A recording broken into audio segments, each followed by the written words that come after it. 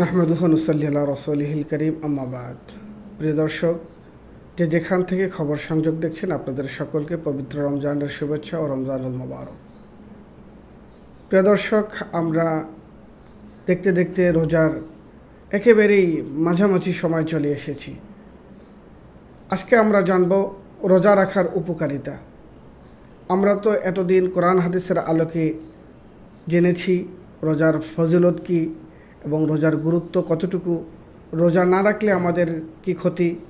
আজকে জানব রোজা রাখলে স্বাভাবিকভাবে আমাদের কি উপকারিতা। এ বিষয়ে আমি কিছু আলোচনা করব।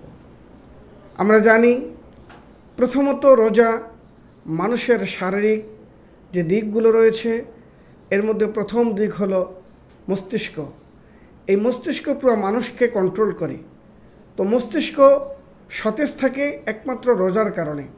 যদি কোনো ব্যক্তি রোজা থাকে তাহলে তার মস্তিষ্কের যে পাওয়ার রয়েছে এটা সতেজ থাকবে। এরপরে কোলেস্ট্রল যেটা থাকে রক্তের, এই কোলেস্ট্রল ঠিক থাকবে। হার্টের যে রোগ হয় এই রোগ থেকে বেঁচে থাকার জন্য আপনি যদি নিয়মিত রোজা পালন করেন তাহলে আপনার হার্টের রোগ হবে না। পাকস্থলীর যে সমস্যাগুলো থাকে বা লিভার ফ্যাট যেটা আমরা বলে থাকি, রোজার মাধ্যমে পাকস্থলী ও লিভার ফ্যাটের যে সমস্যা, এই সমস্যাগুলো দূরীভূত হয়ে যায়। এছাড়া আল্লাহ পাক রোজা রাখার বিশেষ একটি কারণ রেখেছেন, তা হলো গরিব ধনী এই দুই শ্রেণী পেশার মানুষের মধ্যে তফাৎ রাখা হয়েছে। আমরা যারা ধনাঢ্যবান রয়েছি, আমরা এই রমজান মাস এলে পরে কিছু হলেও অনুশোচনাবোধ আমাদের মধ্যে যেন জাগ্রত হয়।